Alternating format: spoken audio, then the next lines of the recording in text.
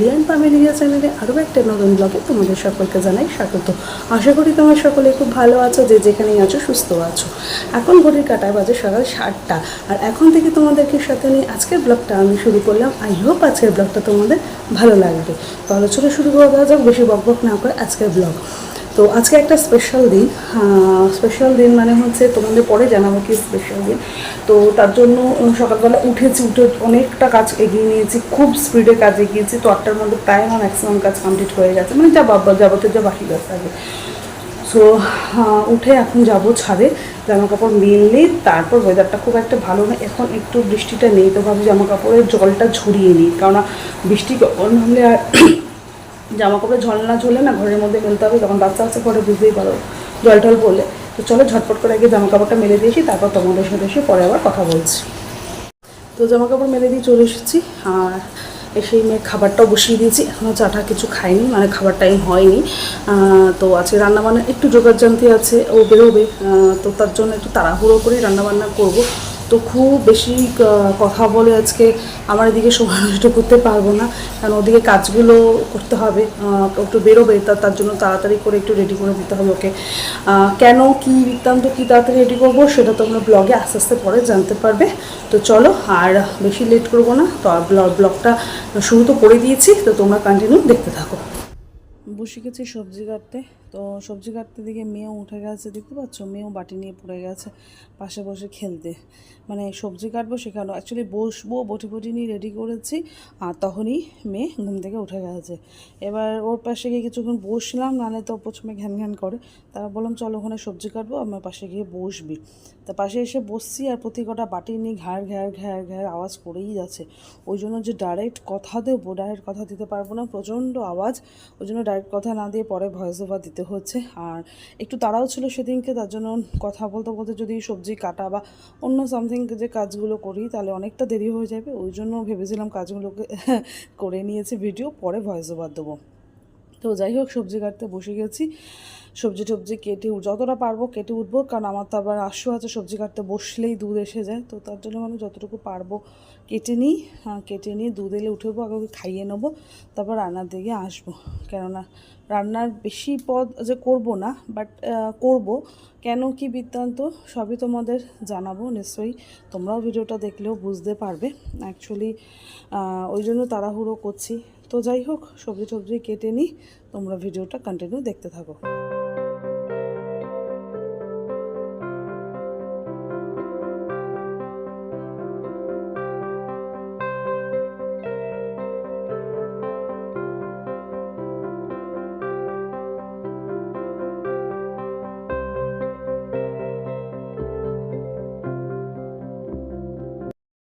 তো সবজি কাটতে কাটতে তো উঠে যেতে হয়েছিল একবার, তারপর আবার এসে বসেছি। তো এই হচ্ছে সবজি কাটা, আলু 5 রকম ভাজা, আর ওদিকে আমের চাটনি, ওদিকে আলু মানে আদা পেঁয়াজ রসুন এসব রয়েছে, আর এদিকে রয়েছে একটু আলু ডুমো ডুমো করে কাটা। ভেবেছি টিফিনে পাস্তা করব।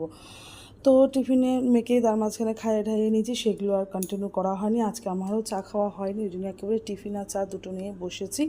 তো টিফিনে করেছিলাম পাস্তা চা নিয়ে বসেছি, মানে বসিনি, রান্না ওদিকে সারছি, মানে রান্নাটা ওদিকে বসিয়ে এসেছি। এমন নয় যে গ্যাসটাকে বন্ধ করে দিয়েছি, বাসটাকে বন্ধ করে দিয়ে এসে আমি মানে রান্না নিয়ে আলাদা করে খেতে বসি, সেটা যে করিনি। অন্যদিন এক একদিন করি, কিন্তু আজকে রান্না মানে গ্যাসে বসিয়ে এসেছি, গ্যাসে একদম আস্তে করে, তারপরে বসেছি খেতে। তো ওখানে দাঁড়িয়ে এক সময় খাই, তা না দাঁড়িয়ে খাবো, এখানে একটু বসে খাই, আর মাঝে মাঝে উঠে চলে যাচ্ছে এই আর কি। তো একটু স্পিডেই সব কিছু করছি আজকে। শান্তি করে বসে যে খাবো তার তো দুদণ্ড উপায় নেই আমার কপালে, আর এই আর কি। তো বসেছি, মেয়েও বসে গেছে পাশে খেতে। ওর তো জানো আলু ভক্ত, আলু ছাড়া ওর আর কিছু লাগে না, অন্য কিছু খাবে না, মানে আলু হলে ওর আর কিছু লাগে না।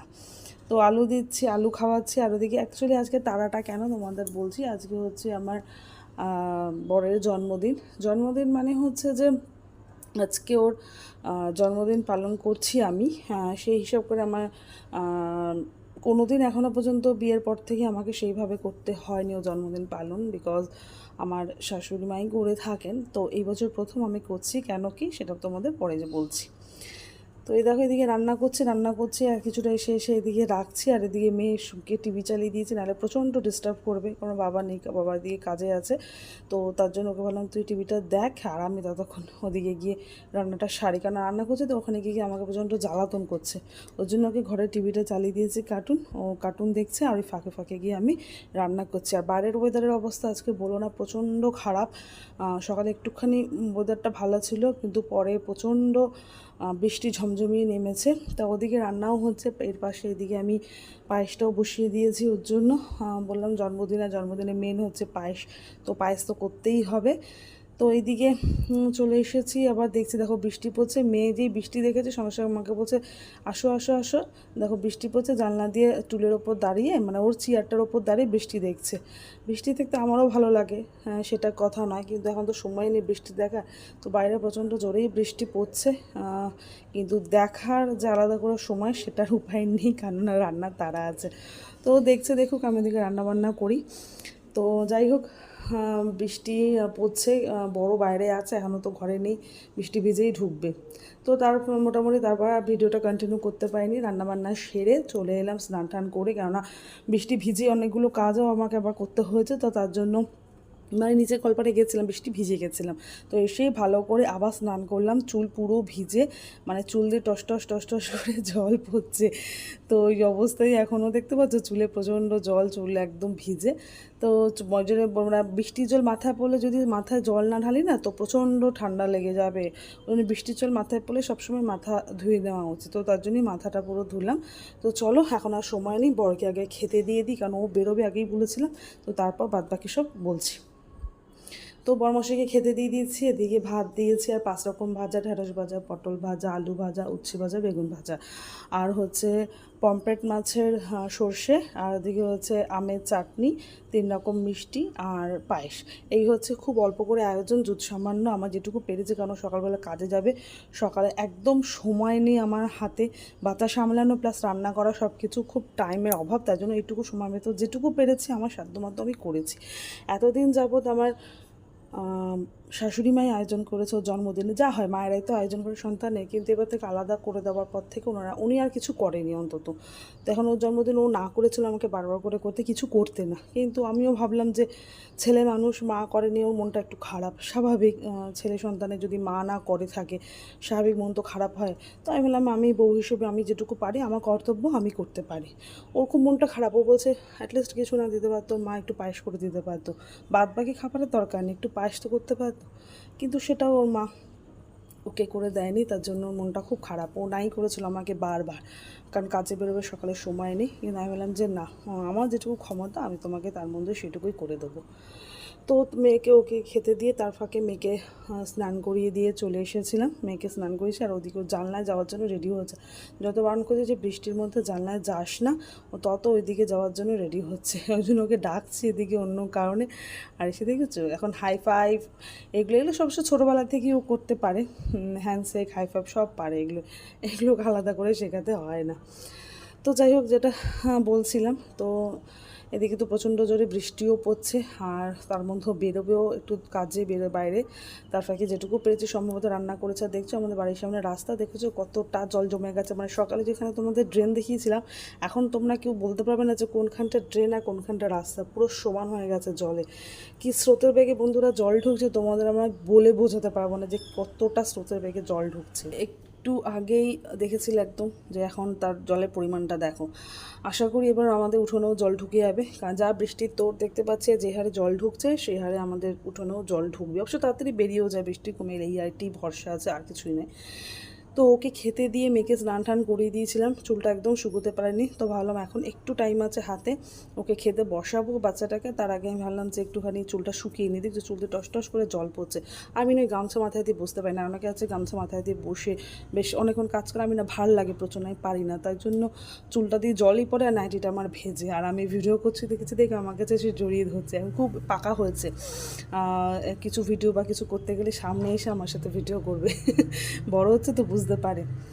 তো যাই হোক, ওকে এবার খাইয়ে দেবো, টাইম হয়ে গেছে, ওকে খাইয়ে দিয়ে তারপর আমি খেয়ে নেবো, দিয়ে তারপর বৃষ্টির ওয়েদার তো একটু ঘুমিয়ে নেবো, কেননা সকালবেলা অনেকটা সকালে উঠেছি তাই জন্য। তো মেয়েকে খাইয়ে দিয়েছিলাম, খাইয়ে দিয়ে বললাম তুই একটু খেল, ততক্ষণ আমি একটু খেয়ে দিয়ে কাজবাজ সেরে নিই। তো আমি তার ফাঁকে খেয়ে দিয়ে যা বাসন টাসন মাজা সেসব সেরে টেরে নিয়েছিলাম, ও এর ফাঁকে খেলছিল। তারপর আমরা দুজনে মিলে শুয়ে পড়েছিলাম। তো সন্ধ্যাবেলা হাজব্যান্ডও এসে গেছে, মেয়েকেও খাইয়ে ঠেয়ে নিয়ে আমরাও চা ঠা খেয়ে নিয়েছি সন্ধ্যাবেলা। তো ঘরে দুটো ভুট্টা পড়েছিল, তো ওকে বললাম যে কিছু ভুট্টা খাবে, তো বললো মাখাও। তো ভুট্টাটাকে পুড়িয়ে নুন লেবু মাখিয়েছি, ভেবেছিলাম একটু বিকালবেলা আয়োজন করব কিছু, বাট করার ক্ষমতা হলো না, কারণ মেয়ের শরীরটা প্রচণ্ড খারাপ, এবেলা থেকে ওবেলার শরীরটা আরও খারাপ, খুব পেটের প্রবলেম হচ্ছে, একদম আমাকে ছাড়া থাকছে না। তো বললো ছাড়ো আজকের দিনটা বাদ দাও, অন্যদিন কিছু আয়োজন করা যাবে। তাই জন্য আজকের দিনটা পুরো বাদ দিয়ে দিলাম, কিছুই করিনি, প্লেন দুটো বিকেলবেলা ওই পরোটা আলু চচ্চড়ি এইসবই করেছিলাম, ওগুলোর ভিডিও তোমাদের দেখালাম না। তো ভুট্টাটা এখন খাবো, খেয়ে দিয়ে একটু মেয়ের পাশে বসবো, কেন প্রচণ্ড জ্ঞান করে চোখে শুয়ে দিয়েছি টিভি দেখার জন্য। তো এই হচ্ছে মেয়ে। তো চলো মেয়ের সঙ্গে একটু সময় কাটে। আজকে ভিডিওটা আমি এখানেই শেষ করলাম। যদি তোমাদের আজকে ভিডিওটা এতটুকু কোথাও ভালো লেগে থাকে তাহলে প্লিজ একটা লাইক করে শেয়ার করে দিও। দেখা হবে পরের ভিডিও, ততদিন সবাই ভালো থেকো। আজকের মতো টাটা, বাই বাই।